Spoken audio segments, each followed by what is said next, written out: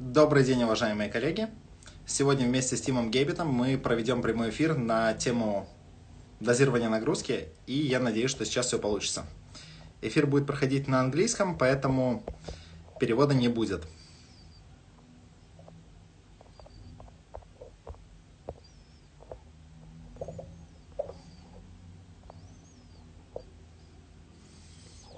Такс. Почему-то пока не получается у меня.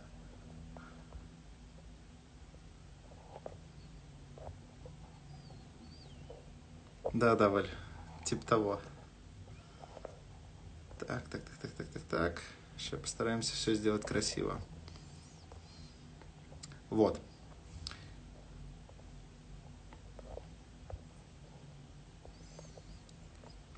Tim, somehow I couldn't join you into my stream, so let's.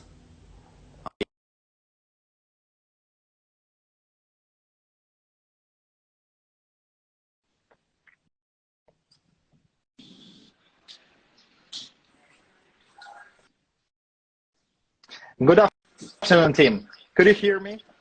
I can, Basha. How are you? I'm fine. Thank you so much. Thank you for finding time in your busy schedule. Yeah, my pleasure. I think we could have a little introduction and we'll start. So, dear colleagues, welcome to our podcast. So, I don't have a lot of subscribers in English, so I'll introduce myself a little bit.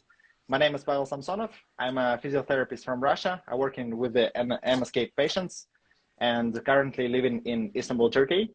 Today we're having a great guest who is a world famous scientist in the area of load management and sports science. And Tim is very famous for his articles related to load management. And today we'll talk a little bit about what is load management and what is not. And we'll try to have a quick glimpse into this beautiful area of work where each MSK physio should be, to my mind, really confident. And I think we could start. Please have a quick introduction to yourself. Yeah, well, I think you've done a pretty good job there. I work with athletes and I work with coaches in this area of what people are calling load management. But essentially, the way I see it is, we're training athletes. We're trying to get them better. We're trying to get them fitter and stronger, and put them in a position where they can execute the coach's game style. That's pretty much what I see load management as, and that's what I do day to day. Mm-hmm. So actually, we have some kind of well-known definition for load management. Like when people hear about load management, they usually have some kind of association that load management is about some kind of decreasing the playing time of pro players and something like that. And the main question is that what is load management is and what is not. So let's maybe start from this point. Yeah. Okay. Well, let's change the word load management to training principles. So when we talk about training principles, we're talking about progressive overload, that we're loading a little bit greater than our athlete's current capacity. We're talking about specificity, thinking about that a tissue will respond to the specific demands that we place on it. We're talking about individuality. So the same program can produce two very different results for different athletes. We're talking about reversibility, that if you don't use it, you lose it. We're talking about variation, that you have high and low days within your training week, so that you get appropriate adaptation.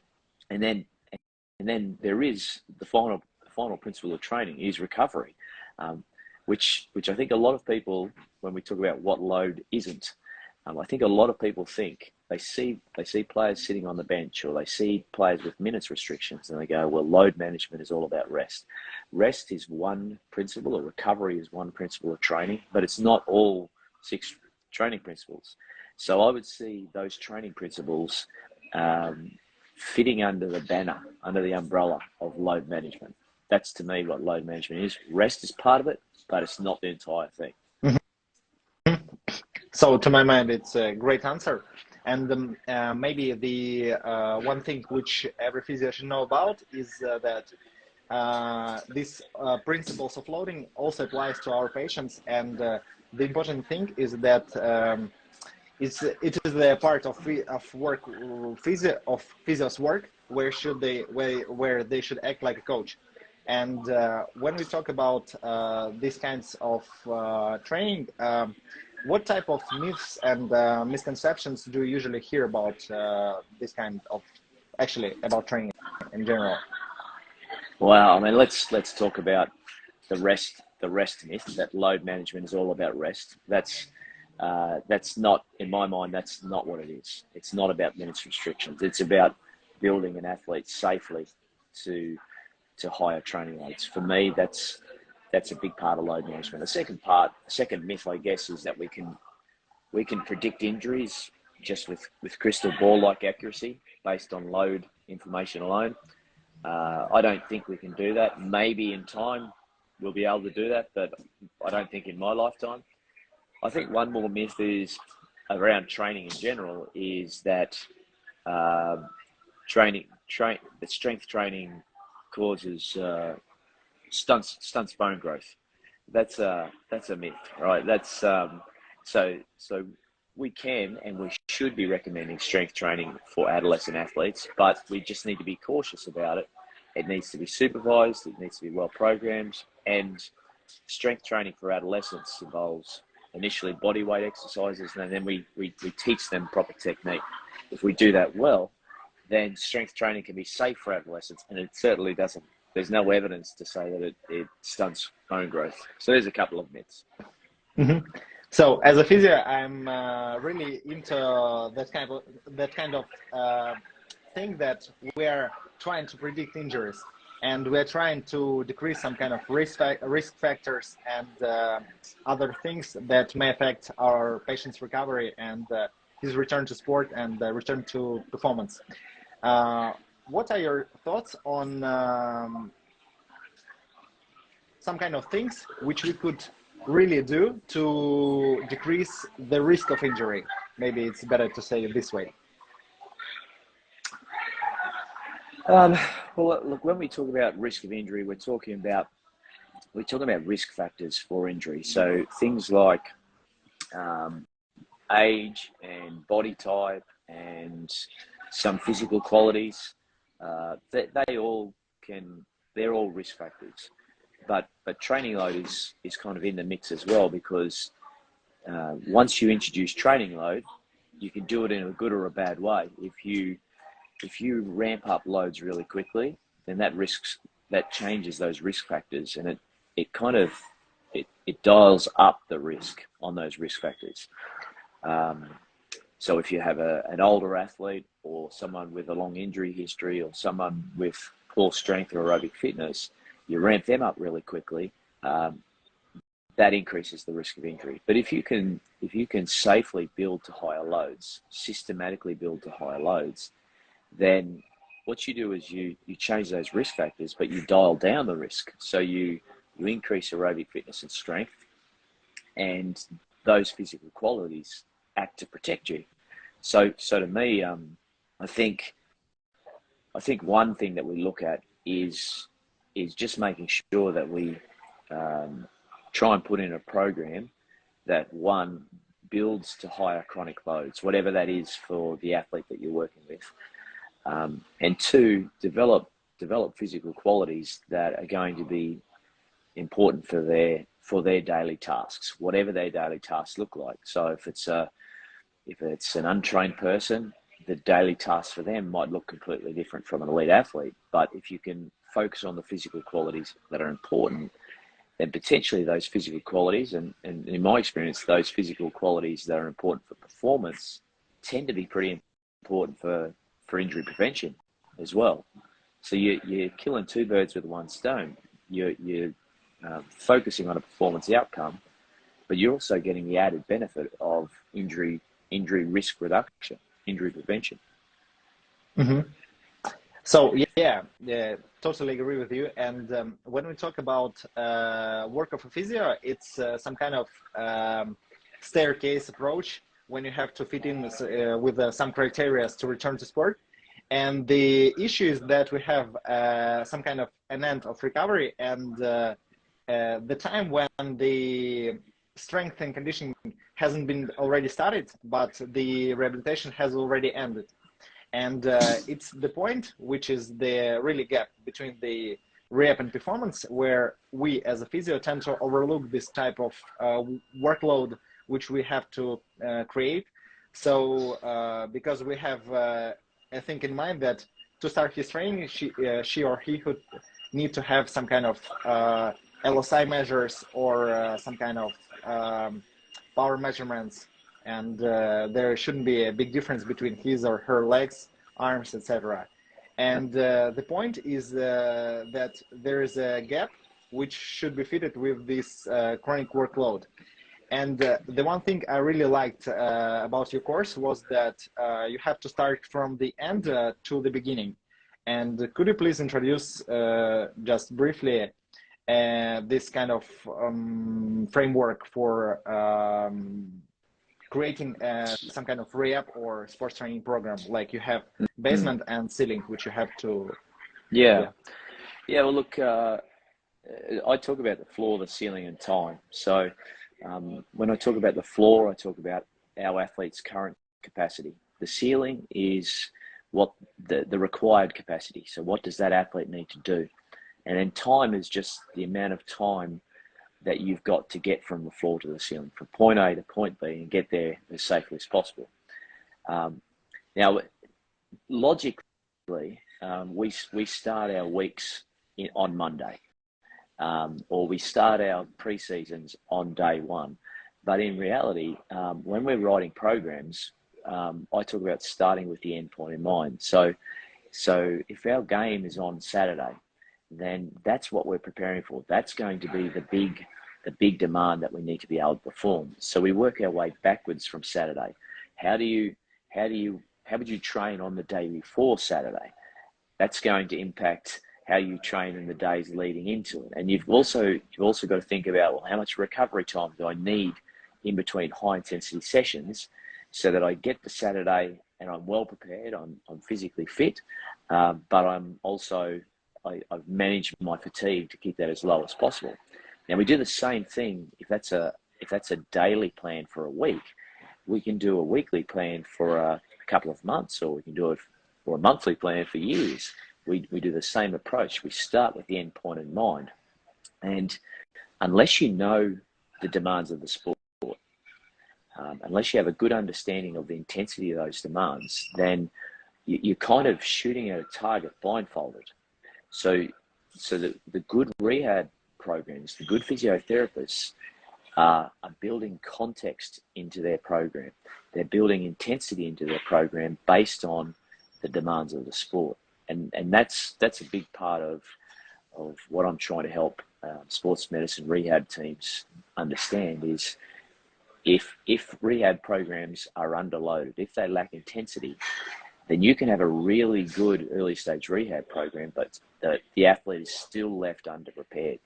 So it's like another string to your bow if you can understand that component and understand what the end stage looks like. It improves your rehab programs, gives them more context, makes them very specific to the individual. Mm-hmm.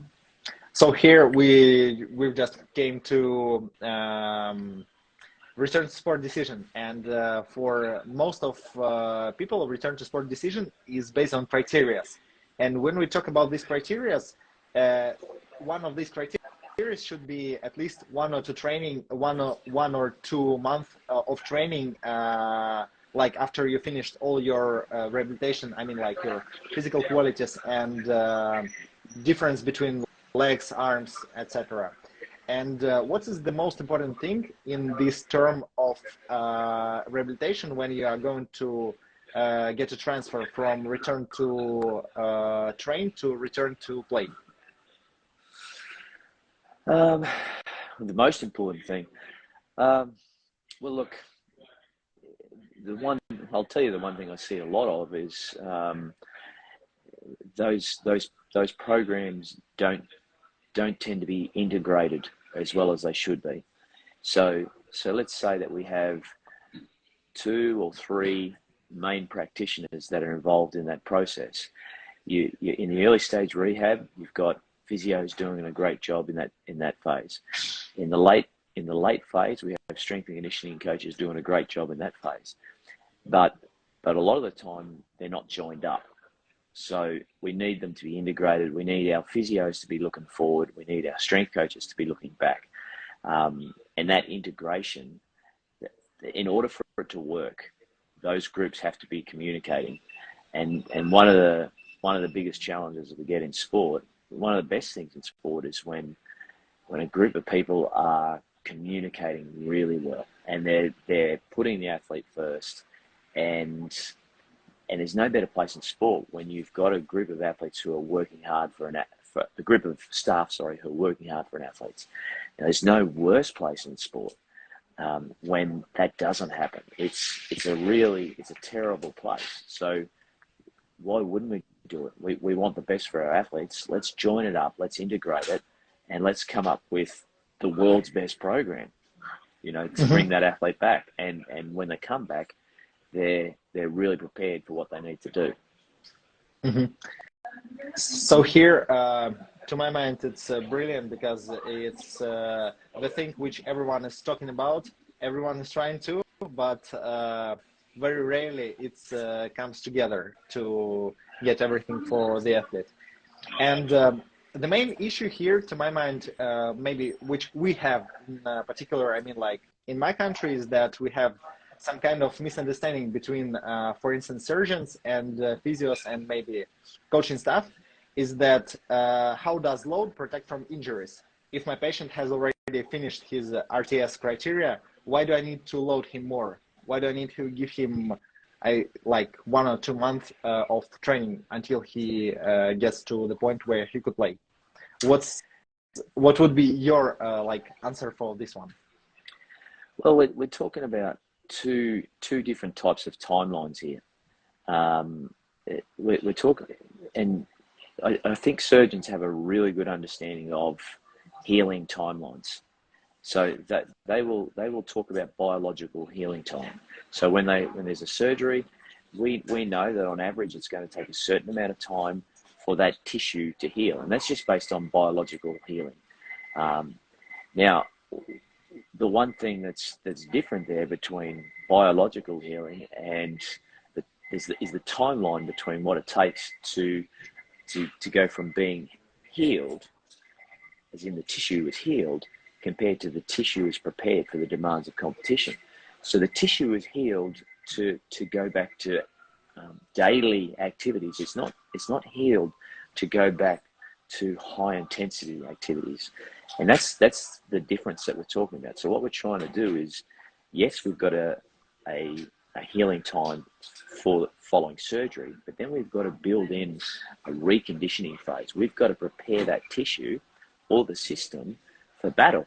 We've got to get it ready for the demands of the competition, which are a lot greater than just walking around having a sip of coffee with your friends. It's or a really a low level walk. They're high level demands. So being, and how does it protect? Well, essentially we need to load in order to withstand load. If you want to be able to handle the demands of competition, well, the easiest way to do it is make sure that on a regular basis, with adequate recovery in between, you expose yourself to those type of demands. And the demands of surgery are a long way away from the demands of the sport. So you've got to bridge the gap between what is the new floor following the rehab time and the ceiling of this is what we're preparing for when we send this athlete back to sport. So there's always going to be a gap there. Mm-hmm. So here, the one thing which we also consider as guys who is taking care about around the athlete is that kind of overload and training spikes, which is a very important point for us in some kind of arguments against coach decisions to make player returns quickly. So, what are the science behind these principles like training spikes and is it dangerous? Is it okay? And what should we consider? Yeah, well, look, this is the tough one, right? Because in order to get better, there's two ways we can improve capacity.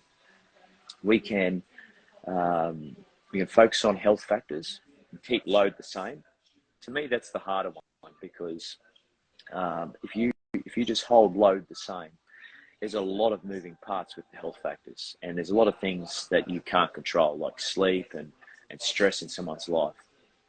But the other way we can increase capacity is through loading a little bit more than our current capacity. Now, that's progressive overload. It's a principle of training. The challenge there is we know we need to get better. We know how to get better. We load a little bit more than our current capacity. But if you load too much relative to your capacity, then that's when you increase the risk of injury. So, and this is where the spikes in load come in. Essentially what we're saying is we're asking the athlete to do much more than they're currently prepared for, or what they have done over a longer period of time. Now, when you ask an athlete to do much more than what they're prepared for, you shouldn't be too surprised that the risk of injury goes up. So this is probably one of the things that we as coaches, as performance and physiotherapy staff, we have the biggest challenge. Our question is, well, how much is enough? Because we know we need to do a little, but how much is too much? And the only way we'll know that is by monitoring the response to training. And so we're monitoring the response during the training. We're looking at if we're dealing with a rehab patient, how much discomfort, how much is it leading to pain? And then we're looking at the longer term response to that load. So based on the known timeframes of recovery, we can kind of work out, well, is it a normal recovery? Is this a normal response to training that we're seeing? Or is this an abnormal response? And then we can decide to modify the load. We can either increase or decrease the load on the back of that response. Mm-hmm. How do you change load maybe inside the microcycle in terms of athlete's response? If you have, for instance, a power work which is planned for maybe for tomorrow, but today an athlete isn't ready is really fatigued before this, for instance, power work. Would you change it, or would you modify it, or maybe would you substitute it with some kind of other physical qualities which you'd like to work on? I'll probably wait till the day of the power session before I make the decision. And we can measure that response in a number of ways. So we can measure it subjectively or objectively.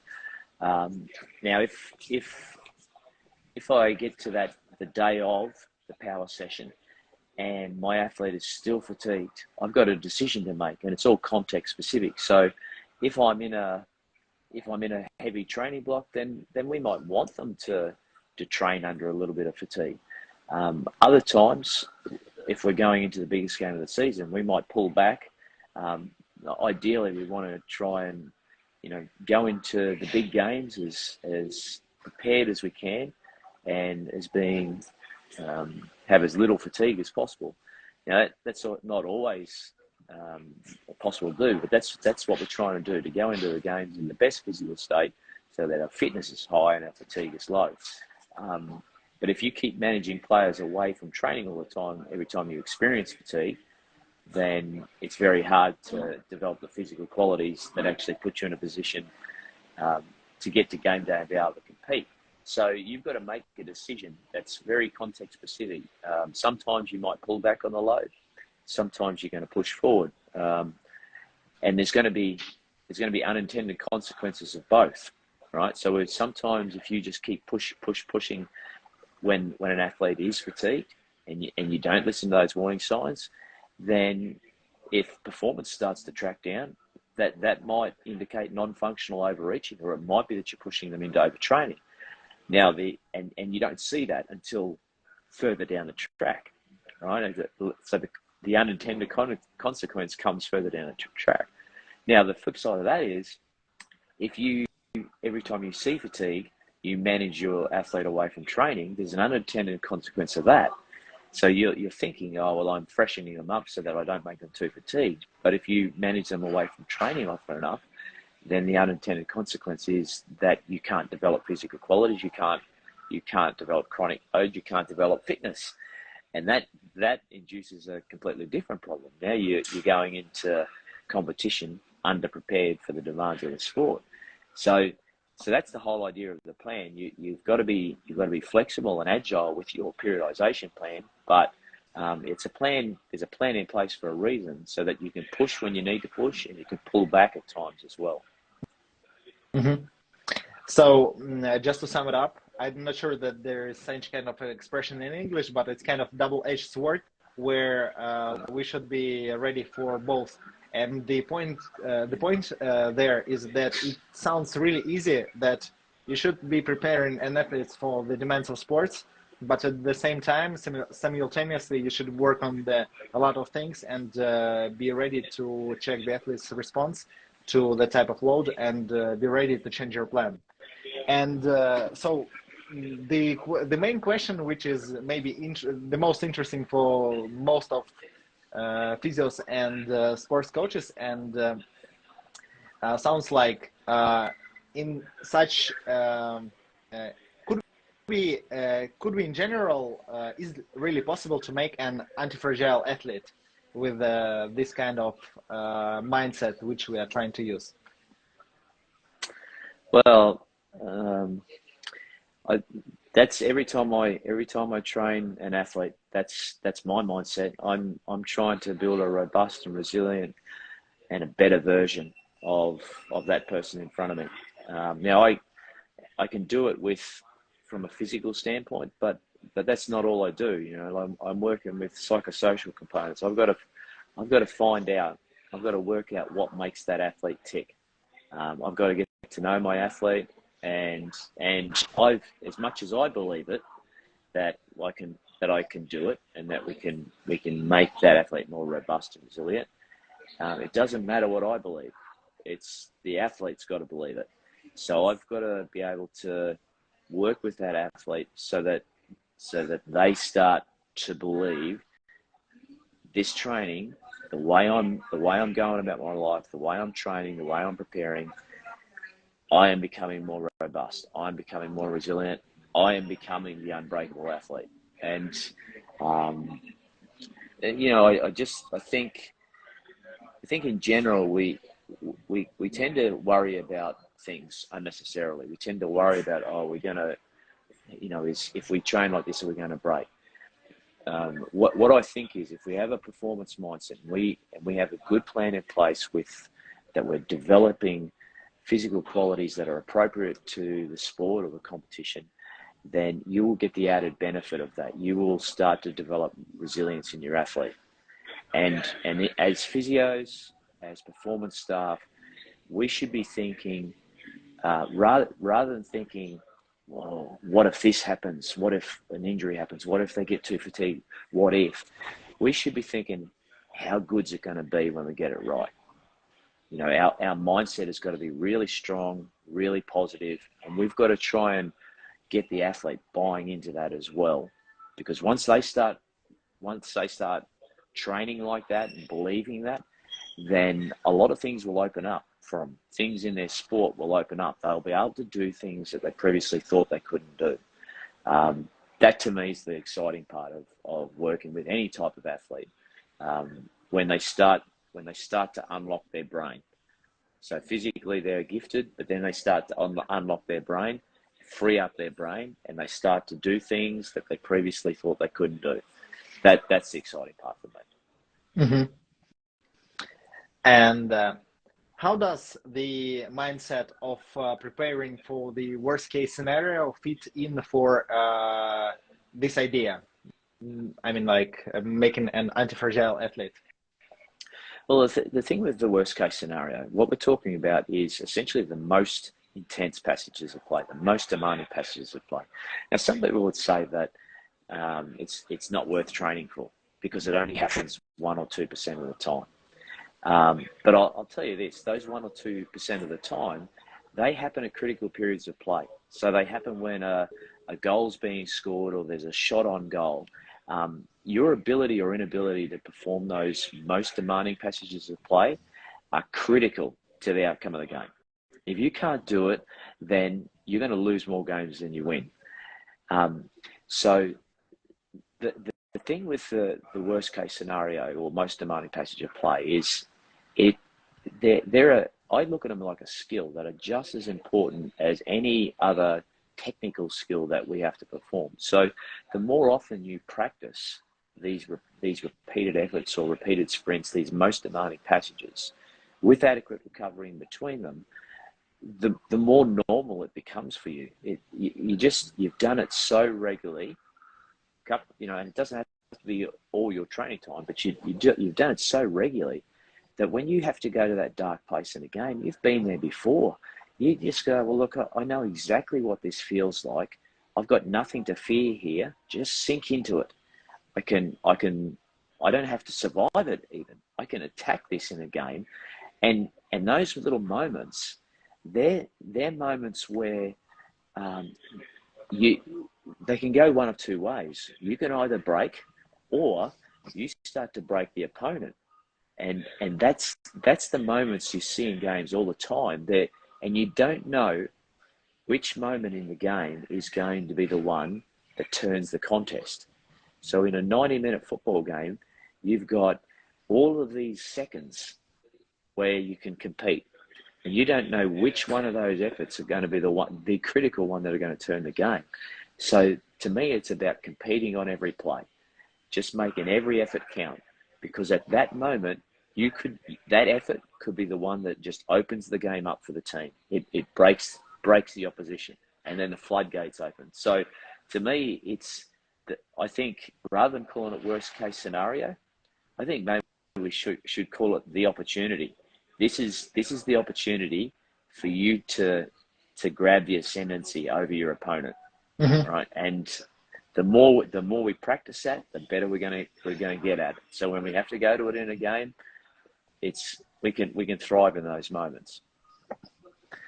And actually, there is a quick point for maybe a young sportsman who think that after an injury, after you have already recovered after an injury, you have to be careful during your trainings, etc., etc. But if you're ready from the RTS criteria and the chronic workload, you shouldn't be trying to decrease your level of play. You should be trying to push you to the limits. I mean, like like intellectually and smart. It's better to say smart without some crazy things. Yeah, look, different people are going to come back to sport with different levels of confidence. So some are going to take a little bit longer to get that confidence back. It's only natural that if you've had a significant injury, that there might be some fear of movement when you come back.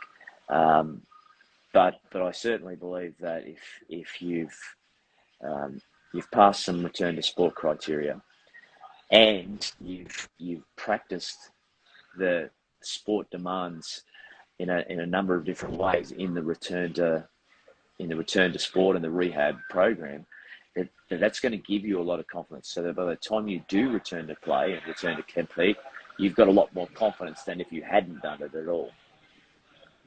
Mm-hmm.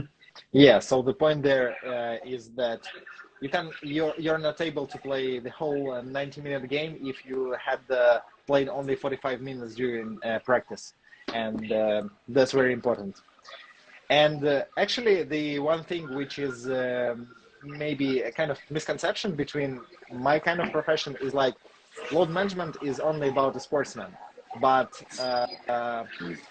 do these principles apply outside of sports? 100% yes.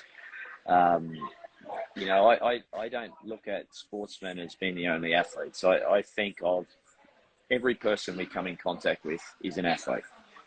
So if we're talking about an elite level athlete, yeah, okay, that's pretty obvious. But every person that you will treat has to get back to some sort of daily task.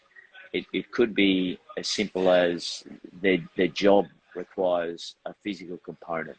It could be, let's talk about a medical secretary who has to type lots of letters.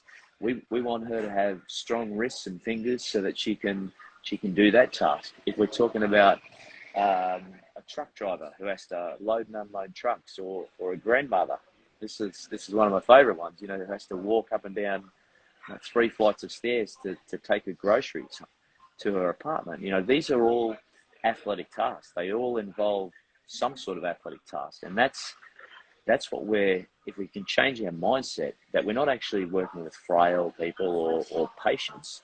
If we kind of convince them we're getting you back, you're an athlete, and we're getting you back to do some athletic tasks, then straight away their mindset changes towards the rehab process. They start to think, okay, I'm not broken, I'm not frail, I'm not vulnerable or fragile. I'm an athlete. And, you know, they start to poke their chest out and they start to think, I can actually do this a little bit more. So, yeah, the principles of training are going to be the same. The principles of the floor, ceiling, and time are going to be the same. It's just that the absolute load that you apply is going to be a little bit different. If you're an elite level athlete, the absolute load is going to be pretty high. If you're grandma, it's going to be lower, but we're still talking about getting them to those higher loads as safely as possible in an appropriate amount of time. Mm-hmm. And actually, it's where ICF model fits in, because I have the same example about, for instance, low back pain, like for the deadlift, for a guy who is trying to make his PR in deadlift, and for Granny who is trying to, I don't know to grab all the cucumbers and potato that she has managed to prepare for her grandsons, and etc., etc. So that's a really important concept which you've revealed to our subscribers and listeners, and that's really important. And what areas of research will benefit from load management and that kind of knowledge in general in years to come? What do you think? Where will it fit in the nearest future? Well, I mean, I think there's a number of different ways we can look at it. I think we need to start thinking more around getting back to performance questions. So yes, injury prediction is of interest to some people, but if it's hard to predict injuries, I think it's probably we've got a lot better chance of producing robust and resilient athletes and good performance outcomes when our load management is effective. So I'm really interested in how to use load management to improve performance outcomes. So, you know, if we load a certain way, can we get a group of NBA players playing a lot better? If we load a certain way, can we take a semi-elite athlete and make them elite? Can we take an elite athlete and make them world record holders? So they're the kind of things. Can we use load management to push the boundaries of what we think is possible? So that's kind of where I'm really interested, is what are the loading strategies that produce outstanding performances, you know, almost like superhuman performances. That's the stuff that's really interesting to me. Mm-hmm. And actually, in terms of this conversation, I really like the idea that you have introduced on the course. And actually, it's not about idea; it's about the phrase, which really fits into a lot of sports environments. Because for countries like Russia, China, we have a lot of athletes, really. But our selection is maybe sometimes it's not in the best shape that it should be. It's like we have a lot of people. We could take this, and see what they could achieve. And you said in Australia we have only 30 million of people, and we're not able to make this kind of selection where only the fittest survives. And it's really important to in terms of using load management and such kind of things in general. So Yeah, well, look, I think if we look at the US, if we look at China, if we look at Russia, you know, like I guess Australia has had to work a lot. They've had to work smarter and harder because of the small population. We couldn't afford to break athletes because there wasn't the groundswell of people pushing up to take someone's place. But can you imagine how many gold medals Russia, China, and US will win at the Olympics when they get it right? You know, like no one will beat them. So I mean, there's some benefits to being effective with load management in that sense, because then you become the unbeatable nation, the unbreakable nation. Yeah, it's some kind of sad news that yes, we're trying to make some kind of impact in our sphere. I mean, like rehabilitation and physiotherapy, and we have really a lot of good coaches who are doing a great job. And in addition to it, we also have a huge amount of scientific works in terms of sports and exercise science, such surnames like Verkhoshansky, Zatsiorsky, and they're world famous. So yeah, it's really interesting thing. And I think I can make a quick summary of our little talk and Q&A. And I should start that the load management, first of all, is about training principles, about making some kind of creating a robustness through the worst case scenarios, and building a chronic workload for our athletes, patients, and etc. And the main thing for me and for my colleagues, I think, is that we should have a continuum and communication between different parts of the chain of specialists who work with the athlete. I mean, like. I think that's well summarized. You want to train hard and consistently, you know, knowing that consistency doesn't mean constantly. You still got to add in some recovery periods. You want to prepare for the most demanding passages of play, and you want to get there as safely as possible. I think there's three really key take homes for your listeners. Mm-hmm. And the last one, which you have already mentioned, is that you have to have all three components to be successful, not only in rehab but in performance. You have to train smart, train hard, and train consistently, because that's what everyone maybe is trying to achieve. I think we went through whole questions that I've received. Tim, thank you so much for finding a time in your busy schedule. You are so open-minded, and I'm so grateful for you for your time. And so I hope you have a nice day, and I think we maybe see each other later. Yeah, well, let's hope so. Yeah, no, it's always good to catch up with good people, and you know, I really loved your contribution in the course too, and just, you know, getting to talk to you in the breaks and that. So always good to talk, and hopefully your listeners enjoyed it as well. Yes, thank you so much. I will save it, and so our listeners will be able to re-listen it one more time. Tim, thank you one more time. See you. I'm finishing the stream. Okay, bye.